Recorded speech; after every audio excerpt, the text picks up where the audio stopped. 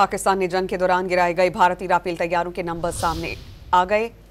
बरतानवी दिफाई जरीदे की एरो ने तफसीलात जारी की हैं। रिपोर्ट के मुताबिक पाकिस्तान से जंग में भारत के 4 राफेल तैयारे तबाह हुए। रिपोर्ट के मुताबिक तबाह होने वाले भारतीय राफेल तैयारों के नंबर BS-027, BS-001, BS-021 और BS-022 है।